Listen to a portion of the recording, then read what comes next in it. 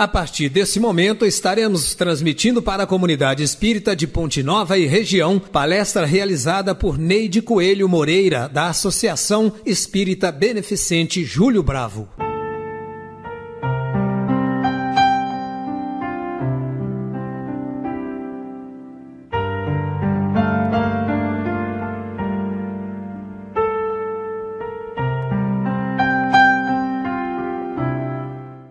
Que a paz do Avatar Cristo nos envolva nas reflexões que faremos sobre o capítulo 1 do Evangelho segundo o Espiritismo. Eu não vim destruir a lei. Mas nós vamos falar mais sobre o último item deste capítulo, do item 9 ao item 11, que fala sobre a Era Nova. Diante deste momento que estamos vivendo, desta pandemia, que hoje é uma questão mundial, uma questão que nos remete à reflexão, ao recolhimento, porque é um divisor de águas.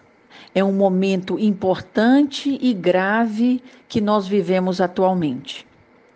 Percebemos que as pessoas estão com medo, sentimento de insegurança diante do que estamos vivendo.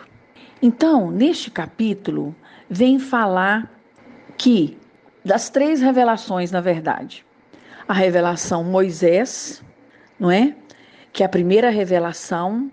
Moisés veio trazer a lei, os mandamentos, através, ele sendo um profeta, né, trouxe os 10 mandamentos através do Pai, de Deus. E naquela época os homens eram muito brutos ainda. A terra passava por um período ainda onde os homens estavam muito mais ligados ao aspecto material do que espiritual. O homem percebia o que estava à sua volta apenas com os olhos da matéria. Tanto é que nesta época fazia-se oferendas a Deus, sacrificando animais e até pessoas. E Moisés veio trazer o primeiro mandamento: amar a Deus sobre todas as coisas. E não foi por acaso que ele caminhou durante 40 anos no deserto com esses homens. Por quê? De certa forma, ele não conseguia ficar num local fixo, porque o homem ainda estava muito selvagem. Então, ele foi intuído de andar com esses homens, não é? Para acalmá-los, para ensiná-los, para, de certa forma, doutriná-los. Depois nós temos a lei, né? E a segunda revelação, que é Cristo, Jesus Cristo, que nos trouxe a lei de amor.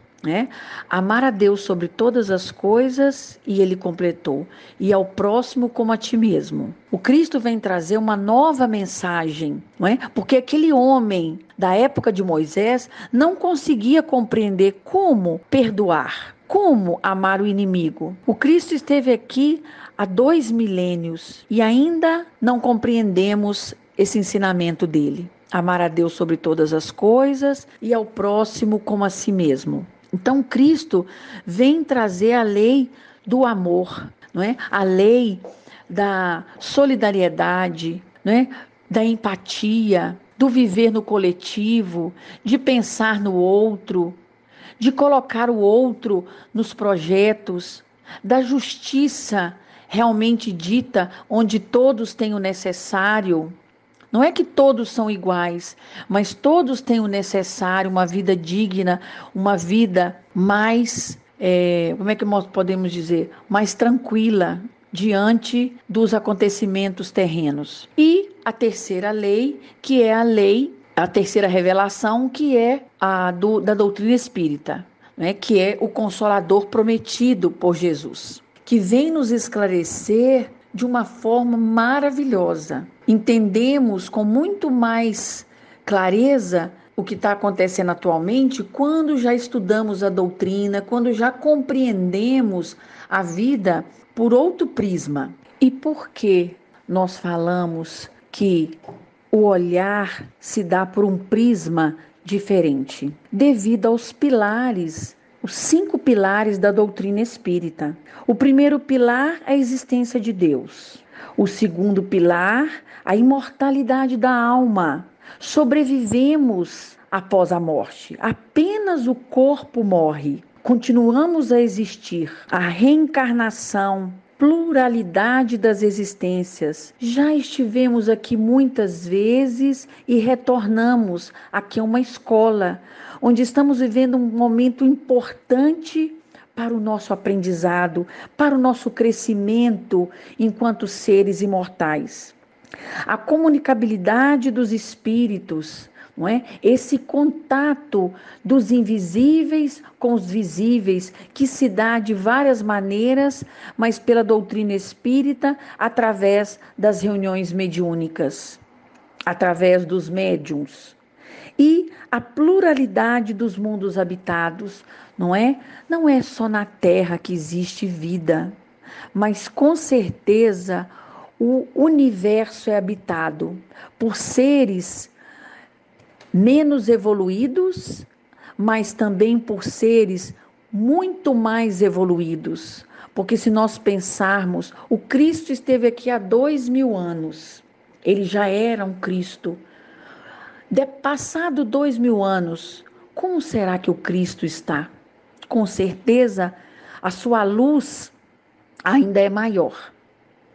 Então, tendo uma visão consoladora, esclarecedora, uma fé raciocinada, nós conseguimos passar pelas adversidades, pelos problemas, pelas dificuldades, de uma forma mais tranquila. Ou seja, por quê?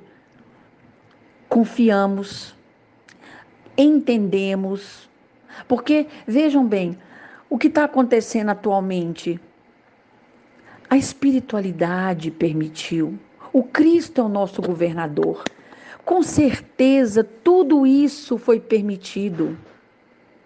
A natureza não foi afetada, os animais, a flora, a fauna, os mares, apenas o homem.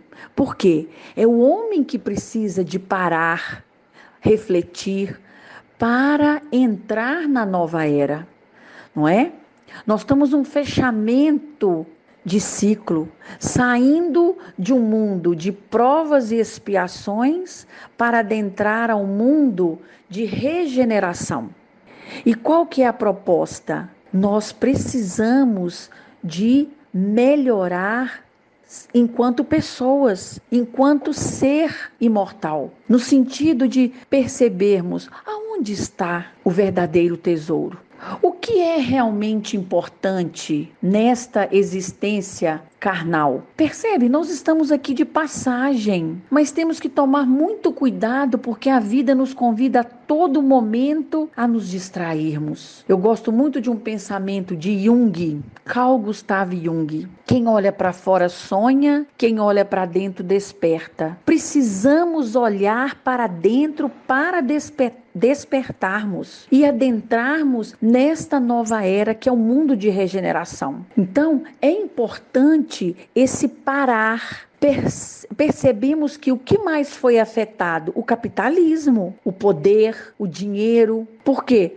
A espiritualidade, com a inteligência do nosso Pai, a inteligência suprema, permitiu que viesse a pandemia porque precisamos frear os homens. Eles estão destruindo o planeta, estão se destruindo entre si. Então é necessário que eles sejam bloqueados, paralisados, interceptados para uma reflexão mais profunda. Porque senão nós vamos viver como disse o Dalai Lama. Vivemos como se nunca fôssemos morrer e morremos como se nunca tivéssemos vivido. Neste capítulo, ressalta também a nova era, que a mensagem do Cristo é trabalhar para implantar o reino de Deus na mente e nos corações humanos. Então, o que a gente vive hoje é um convite, tá, para uma introspecção. E Fenelon, em 1861, numa comunicação, não é, na doutrina espírita, no Evangelho segundo o Espiritismo, ele afirma que o Espiritismo é de ordem divina, porque repousa sobre leis da natureza, leis divinas, sábias, justas, misericordiosas, imparciais, perfeitas. E tudo que vem de Deus tem sempre uma finalidade elevada e nobre. Então, quem está no comando é o Pai. Quem está no leme da embarcação, vamos imaginar que o planeta Terra é uma grande embarcação ou uma grande nave. Nós estamos aqui, não é por acaso. Não vivemos essa pandemia estando encarnados aqui, não é por acaso.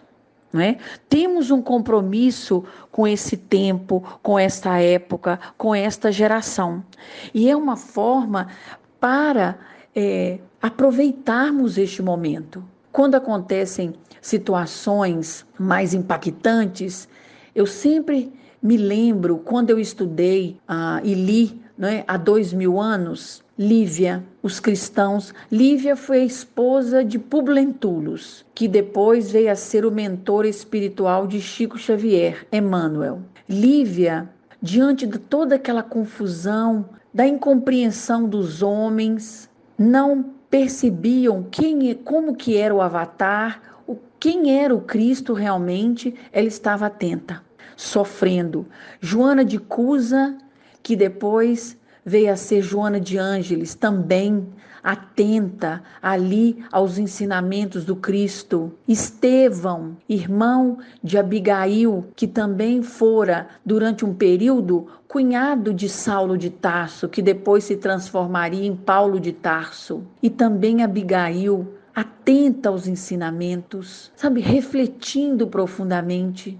Onde será que nós estávamos naquela época? Fazendo o quê? Então, já tivemos muitas outras oportunidades para o crescimento espiritual, moral.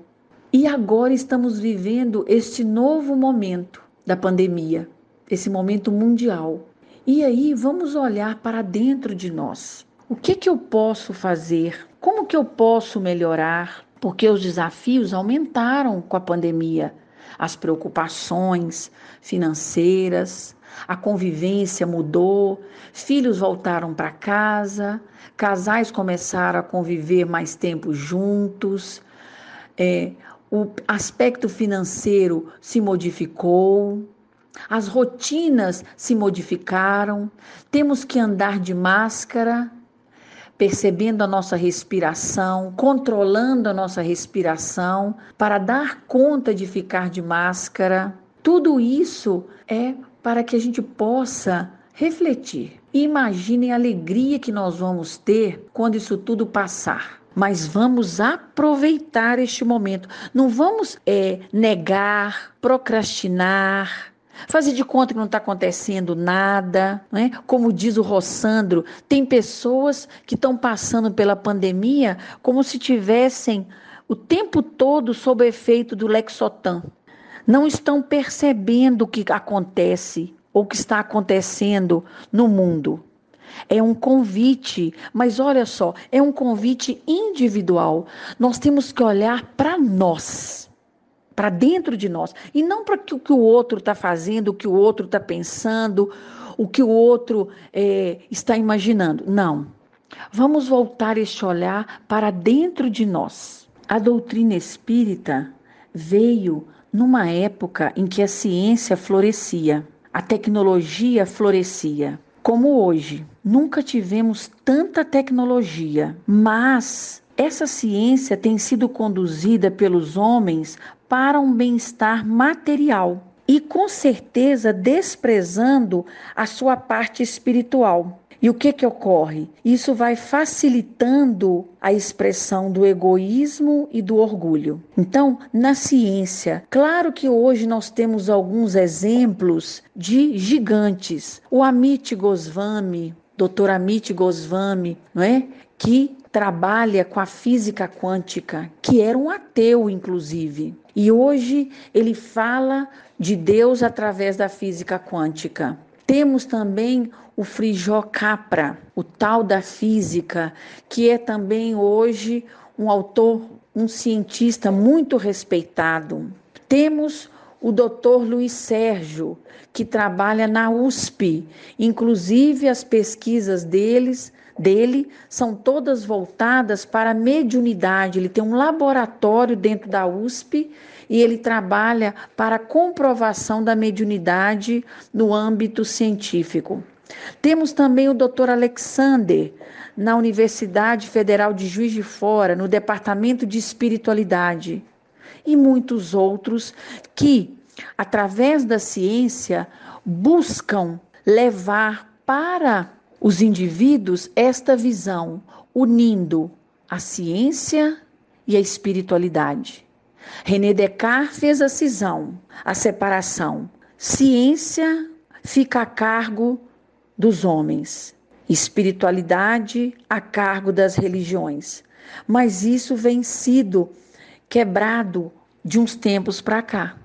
Mas ainda é pouco, porque são poucos homens comparados com o materialismo dialético que ainda existe entre os homens.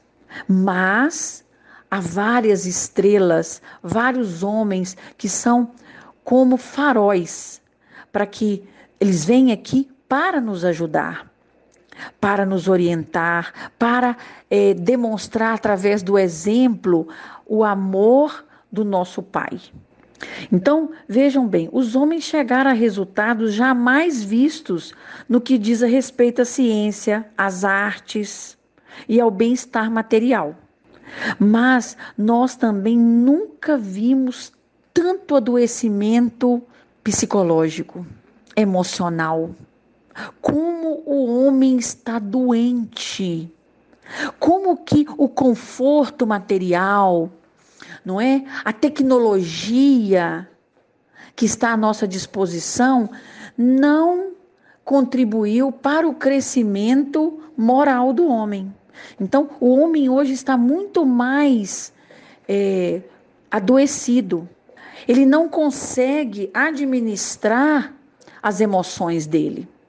Por quê? O desejo exacerbado, não é? O olhar para fora, o ver só o que se percebe com os olhos da matéria. Então, isso não é capaz de sustentar o homem de uma forma saudável. Então, resta-nos ainda, não é, um imenso progresso a realizar.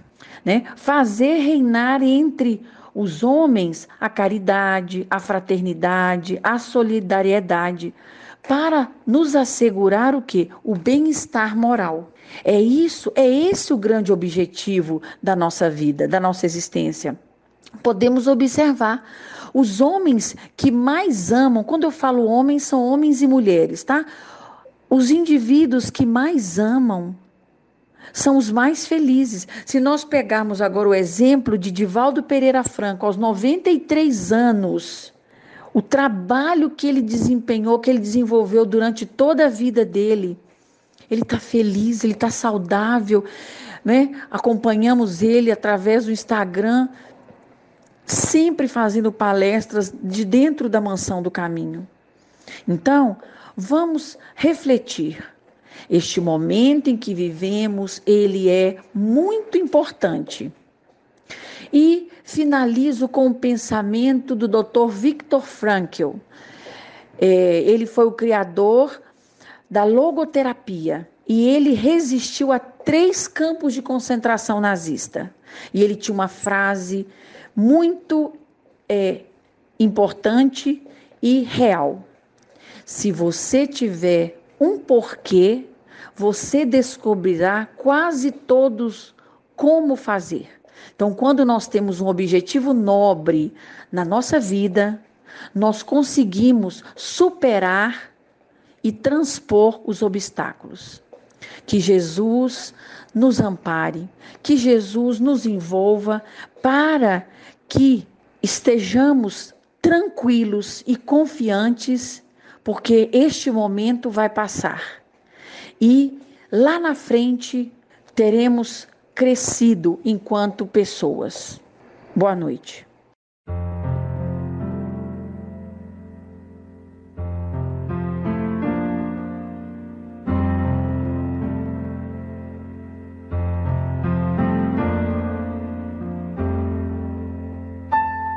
Termina aqui a palestra da Associação Espírita Beneficente Júlio Bravo.